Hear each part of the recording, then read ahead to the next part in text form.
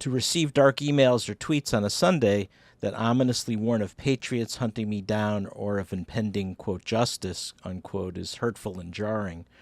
Hurtful because when I decided back when I was an adolescent that I would one day become a scientist, I never imagined a segment of society turning against me or my scientific colleagues. It is still almost unbelievable how many Americans now view us as enemies. Welcome to Dialogues. I'm Garry Aslanyan. This is a special series of the Global Health Matters podcast. In this series, I'll be blowing open some of the echo chambers that exist in global health. To help me in this quest, I've invited thoughtful and inquisitive individuals from different walks of life. Each of them has explored and written about global health issues from different disciplinary perspectives. I hope this dialogue series will give you, the listeners, an opportunity and space to step out of your daily routine and contemplate global health issues through a different lens. So let's get started.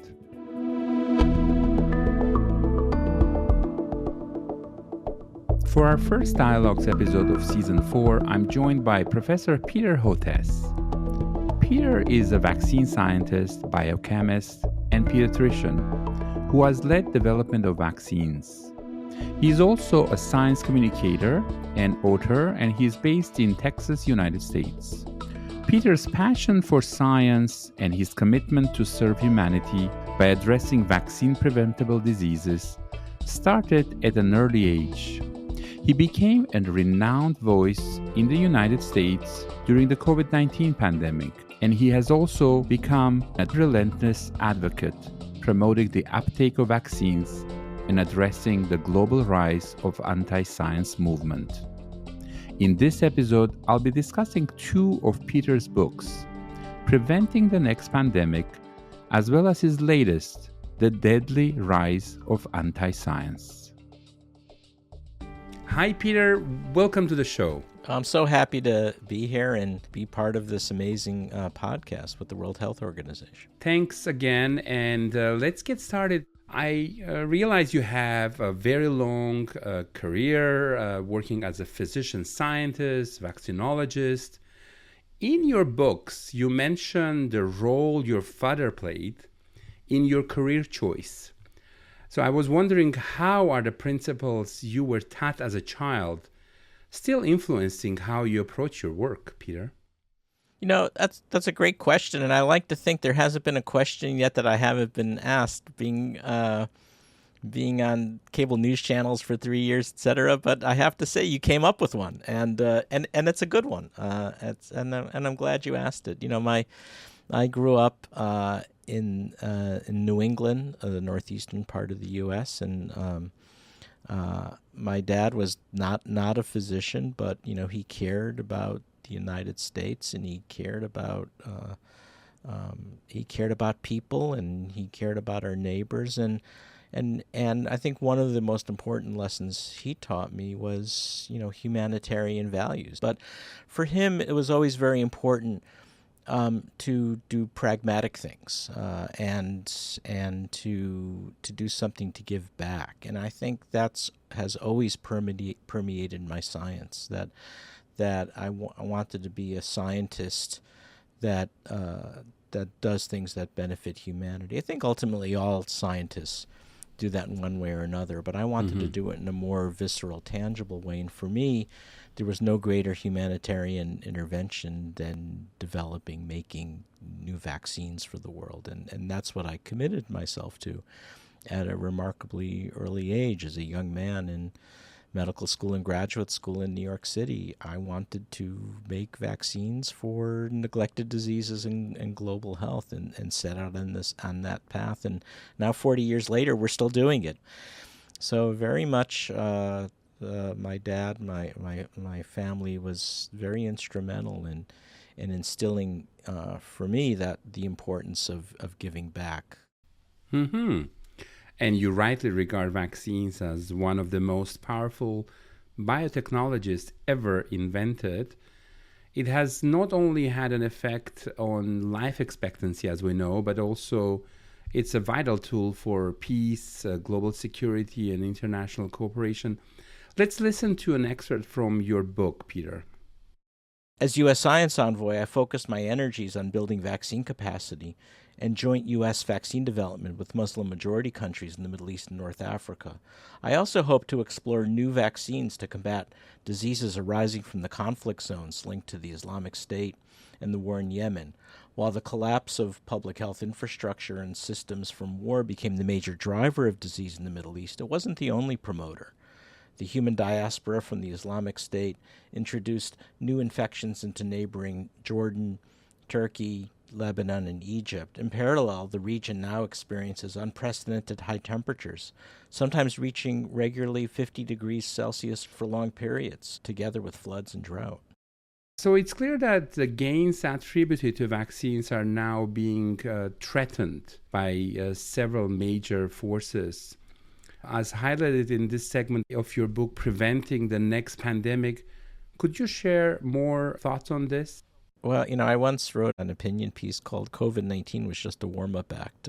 Remember, one of the things I talk about in my book, Preventing the Next Pandemic, one of the most common questions I'm asked, Gary, is, goes something like this: "Hey, Doc, what the heck is going on?" So what do they mean by that? What I think the way I interpret that is this regular cadence that we're getting of pandemic threats. SARS, severe acute respiratory syndrome, in 2002 out of southern China affecting Canada, and then Middle Eastern respiratory syndrome out of the Arabian Peninsula in H1N1, and then Ebola in 2014, Ebola again in 2019, and then Zika, and then, of course, COVID-19. And by that same cadence, we should expect another major coronavirus epidemic, pandemic, before the end of this decade, before 2030. And it's happening not by coincidence. As I point out in the book, Preventing the Next Pandemic, it's this combination of 21st century forces: climate change, urbanization,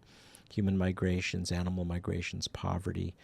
People say, well, why climate change? Well, it's something very interesting, and this was been studied by bat ecologists, that with the changes in altered rainfall patterns, climate, new food habitats for bats, which are natural reservoirs for coronaviruses as well as filoviruses like Ebola viruses, they're moving to new habitats, and in turn, human activity is causing more deforestation and urbanization. So it's basically bringing bats and people together with secondary intermediate hosts closer together, and so you're getting this perfect storm of events, and that's the cadence for it, and that's why we're going to have to figure out a new way of doing things, and that includes international cooperation for new vaccine development. Another question I want to ask you: there's so many silos in global health. How can we do better in greater collaboration, and maybe with non-health sectors, to really support more vaccine development, vaccine diplomacy, and all that we're going to face more and more?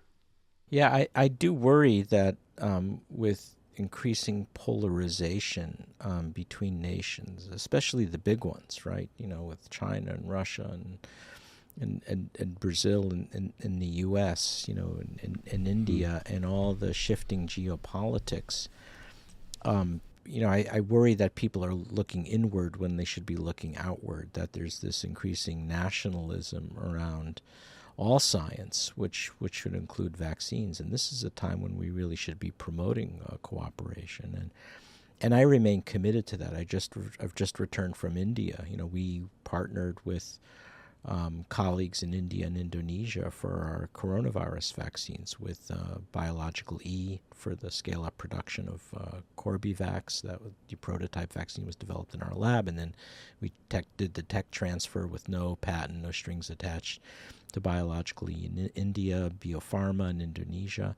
And that led to the administration of more than 100 million doses of our vaccines with no patent and at low cost, $3 a dose. And so it provided proof of concept that you don't have to depend on the multinational pharma companies to still do big things. It's not to demonize the pharma companies either. I think that would be a mistake. They do a lot of good in providing vaccines for the Gavi Alliance. But I think we have to explore alternative pathways that don't depend on very expensive patent filings and all that. And I think this is something that I'm very committed to working with the G20 nations on, because they have vaccine producers that can do an enormous amount of good. I mean, look, our collaboration between BioE and Texas Children's Hospital, 100 million doses administered in India. I mean, that proves that it's possible. And it's an example of vaccine diplomacy, and this is something I think we need to continue encouraging, and I think it can only be a win-win. Peter, let's listen to another extract from your book. Throughout January and February, I would wake up each morning to review the latest information coming out of China. It revealed that the new virus agent was closely related to the SARS coronavirus, and it was ultimately named SARS coronavirus 2 or SARS-2. SARS coronavirus 2 exhibited approximately 80% genetic similarity to SARS, the original SARS, and was bound to the same host cell receptor in the lungs. It quickly became apparent that the two viruses were similar enough that it was possible that our SARS vaccine manufacturing process could be repurposed to produce a similar vaccine, but one specific this time around for SARS-2. Our team of scientists worked long hours and often 7 days a week throughout the spring and summer of 2020 to make this happen. How was it possible for you and your team to support LMICs with affordable vaccines, Peter?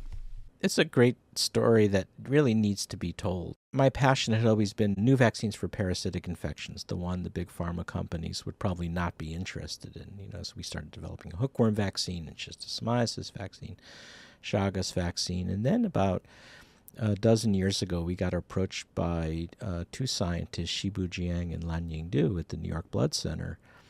And they said, you're really, committed to making vaccines that are orphaned that nobody else wants. Can you help us with coronavirus vaccines? Because nobody wanted those either. This was, back in 2010. So we started collaborating with that group on making new vaccines for SARS, severe acute respiratory syndrome, and MERS, Middle Eastern respiratory syndrome, providing our same approach, low-cost, scale-up production. And so that we had already more than a decade of experience making coronavirus vaccines when the SARS-2 sequence came online in January of 2020. That was put up on bioRxiv. And I remember looking at the sequence and I said, oh my God, we can make this.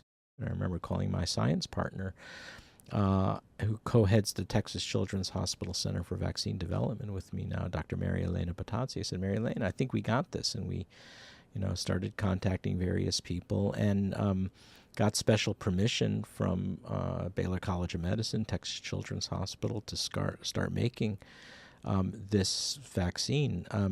We were cut out of the U.S. program, Operation Warp Speed, for mRNA vaccines and others because they only wanted big pharma companies.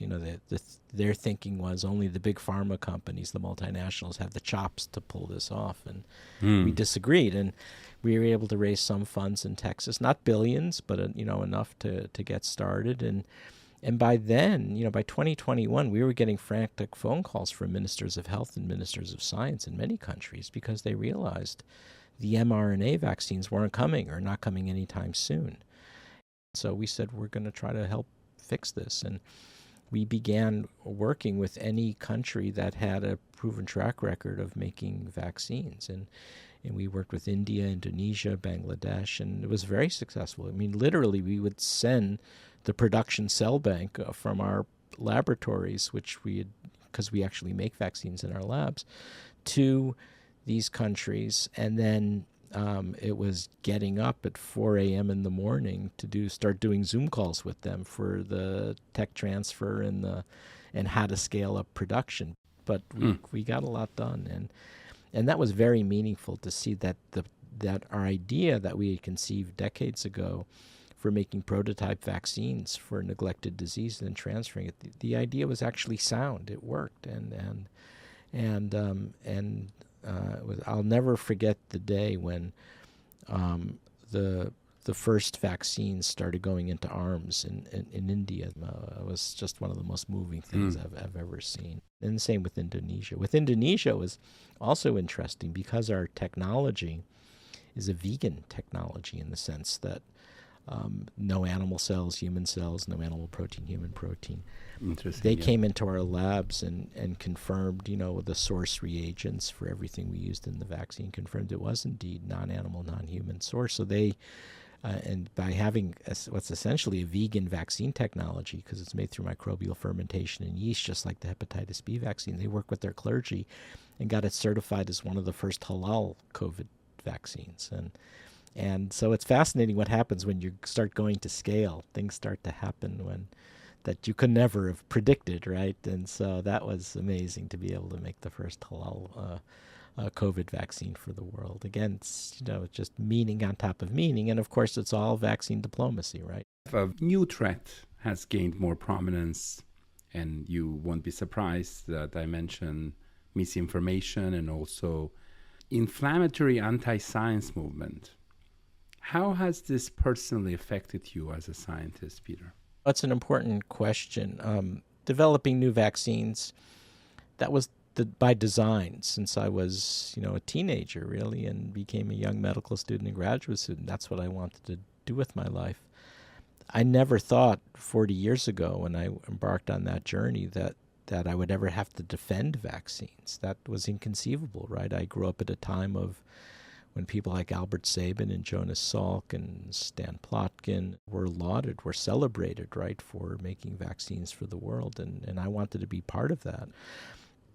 But then, there was the false assertion that came in the late 1990s. It came from a paper that was ultimately retracted from the British medical journal The Lancet that falsely claimed the measles, mumps, rubella vaccine could cause pervasive developmental disorder, autism. And here I was in a very unique position because I have 4 adult kids, including Rachel, who has autism and intellectual disabilities. And I wound up writing a book called Vaccines Did Not Cause Rachel's Autism. And guess what? That made me public enemy number 1 or 2 with anti-vaccine groups, and which was scary at times because there was a lot of aggression and online attacks, and I was even stalked on multiple occasions. But, I said to myself, look, if I don't speak up about this, who does? And so this became then a kind of an unanticipated parallel career for me, becoming a very ardent vaccine advocate, defending vaccines against an accelerating anti-vaccine movement. I think the scary part is how it became a political enterprise in the United States, linked to far-right extremism. You can't tell us what to do. But then it became deadly during the COVID pandemic, because in the new book I wrote, The Deadly Rise of Anti-Science, what you saw starting in the summer of 2021, there was a call to be defiant against vaccines. So what happened was, under the banner of health freedom, medical freedom, elected leaders from a political party were telling people, were railing against vaccine mandates, pushing up against the idea of vaccine mandates.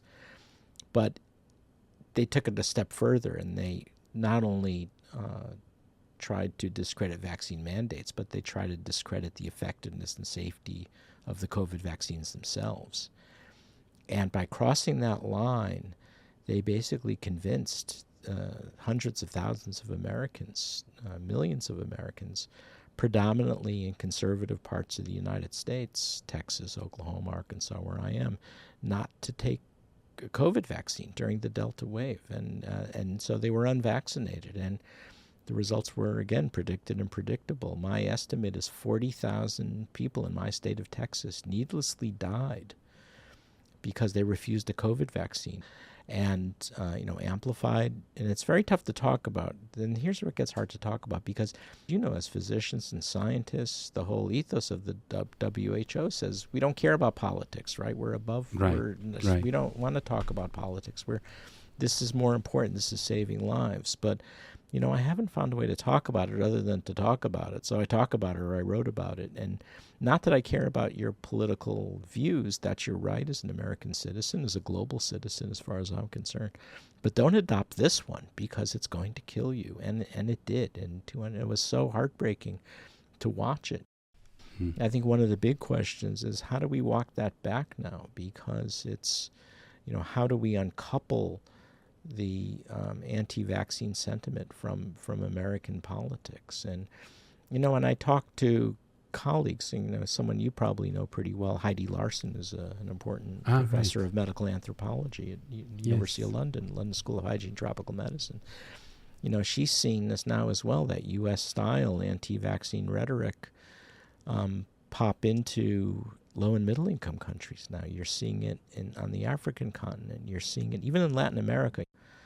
It's not staying within U.S. borders. It's already up in Canada. It's in Europe. It's going to contaminate low and middle income countries. And so this is a full-on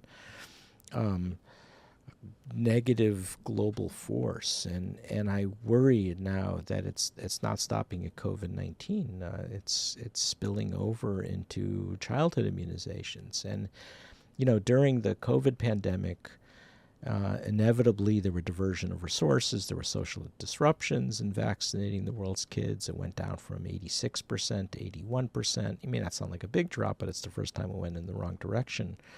I worry now we don't bounce back, because we don't come back to baseline because of this anti-vaccine movement. And so this has become, a dominant political force now that we're going to have to find ways to manage. Peter, you mentioned this in the book, and of course anyone working in this area knows that really the history of the movement goes back to this article in Lancet about MMR and how that affected, and how, as you mentioned, many LMICs as well now are getting into more complicated situation when it comes to vaccines. Just to play the devil's advocate, do you think that in a way global health community has inadvertently contributed to this mistrust in public in science? Well, this comes up a lot, and I think because people who go into global health are very thoughtful, caring people, the first reaction to any crisis is we want to blame ourselves. That's always the first. That's the first reaction. That's it's not, it's somewhat adaptive too, right? It says that we're humble, we're honest people, right?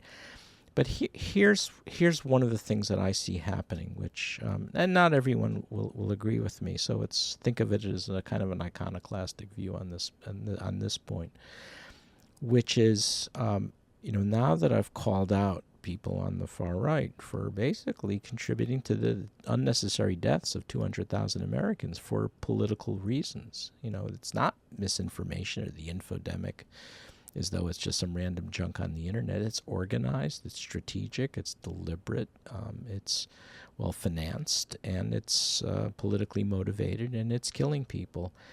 Now that I've pointed it out, we're starting to see the next phase of this, and the next phase is kind of a doubling down. Rather than having pause for self-reflection, those same bad actors who caused people to die, convincing them not to take a COVID vaccine, are now shifting this around, and it's coming in three forms. Form number one, they're trying to say it was the COVID vaccines that killed people, not COVID-19, which is absolute nonsense. It's trying to say the scientists created the COVID virus through gain-of-function research, which is also absolute nonsense. But the third piece is it was the public health community that screwed up because they miscommunicated about vaccines. That's the third part. And what's interesting about that third one is, sure, the communication around vaccines was imperfect. And the communication about many aspects of the pandemic were imperfect. If you want, I could do a whole hour podcast with you on the ways which we could have communicated better. But that, in my view, accounts for 10 to 20% of the problem at most. Because what was really going on were bad actors weaponizing all of this. Anytime there was imperfect communication, they weaponized it and blew it up. And so a lot of the discussion, that we've got to use more social science to improve science and health communications, yes, absolutely true. And I welcome it, and I think it's going to be extremely useful. We have to revise how we communicate to people and take lessons learned. All of those things are true. And you know what? That'll improve things by about 10 to 20%, because the real culprit here remains this very aggressive anti-vaccine movement, and that's where our focus has to be. Let's listen to another excerpt from your book. Tragically, this situation is not the beginning of the end, but more like the end of the beginning. Currently, little prevents this anti-science juggernaut from expanding. Although it reached critical mass during the pandemic, this movement is no longer only about COVID-19, and we should expect it will spill over to other areas, with a resulting drop in immunization rates for all childhood vaccines and interference with many other aspects of public health, including global efforts to combat HIV/AIDS, malaria, tuberculosis, and neglected tropical diseases. Anti-science has begun to contaminate other cutting-edge fields of biomedicine, including gene editing, bioinformatics, stem cell research, fetal medicine, systems biology, transplant biology, and modern neuroscience. This will only get worse. So over the years, you've had to invest time in parallel career in communication, as you just mentioned, and advocacy. How do you think current and future global health scientists, a lot of them listening to our podcast, practitioners as well, need to be equipped to effectively combat anti-science? So there's the big answer that we're not in a position to do, and then there's another answer on things that we can improve on and things we can do. So the big issue is because, in my view, the anti-vaccine and the anti-science movement is first and foremost a political enterprise. There's limits to what the health sector can do with this. And the fact that it's become a killing force means that international agencies need to seek advice from other international agencies who deal with political threats. So I think of now anti-science disinformation, health disinformation, in the same context as I would think of cyber attacks or the nuclear threat or military invasions. And so I've said to the Biden administration and the White House, we're going to need help from people from Office of Homeland Security, even State Department, because of the foreign actors putting out disinformation. I would say the same to the WHO. Seek input from other global security agencies, because that's what this is. I mean, you can throw all the health communication that you want at it, but that's not going to help you defeat this political monster. People are often surprised at that I have that as an answer. We're going to need to recognize that it's a political enterprise, as uncomfortable as that makes us feel, and take it on our own. Now, having said that, there are things that we can do to improve. We don't have good science and health communications embedded in our training. I had to learn it all on my own through trial and error. So I like to say more error than trial. But I think there is a way to improve communication. We need to start providing that instruction in our medical degree training, in our PhD training, our doctoral training, our postdoctoral training, our residency and fellowship clinical training. Not everybody wants to do it, and they shouldn't be forced to do it, but especially among young people, their commitment to public service is very high, and we should give them that opportunity for the very simple reason this.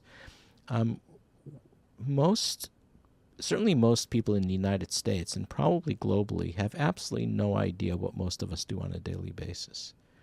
We're not seen as people. We're not seen as humans that struggle.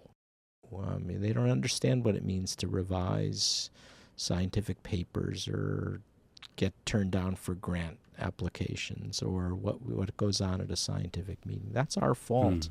So instead we're seen as these kind of dark lurking figures, and hiding in the shadows with white coats on and plotting all sorts of nefarious deeds. And so we're not seen as authentically caring individuals, which we are. And so I think that has to be a big push. Part of the problem is in the U.S., the university leaderships, the academic health leaderships like to control the message, and they don't necessarily like their doctors and scientists speaking out. And so we have to change that culture and make it part of career advancement, too, that you are doing that public engagement. I think that will help a lot. I think another problem that we have is the disappearing science journalists. They're all gone, even from major major news outlets. We don't have science journalists anymore, and so we've got to figure out a way to restore that, or give scientists, or take scientists and help retrain them in knowing how to do journalism if that's what they want to do.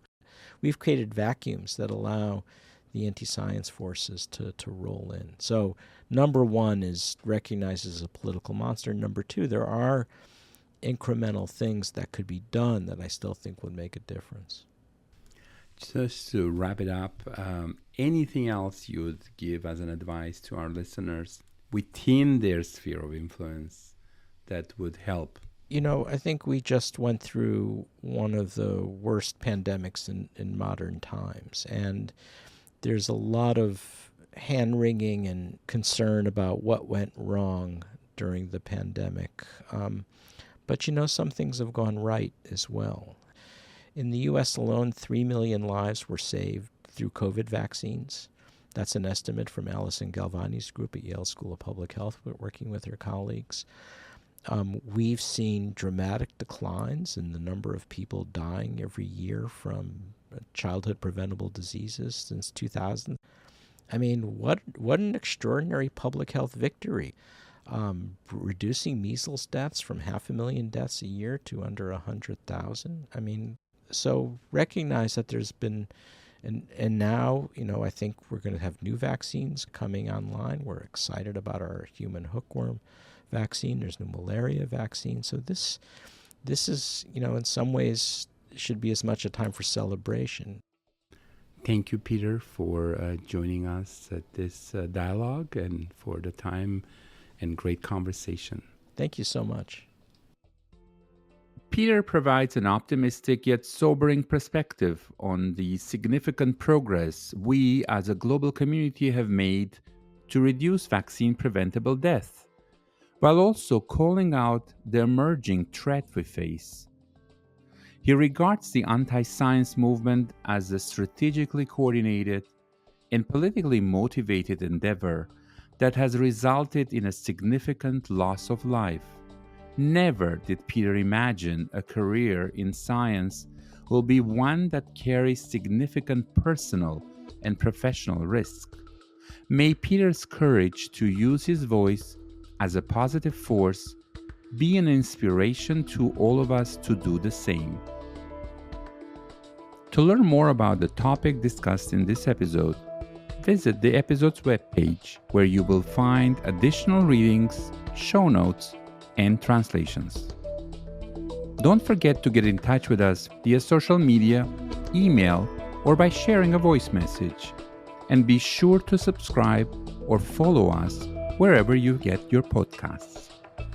Global Health Matters is produced by TDR, a United Nations co-sponsored research program based at the World Health Organization. Thank you for listening.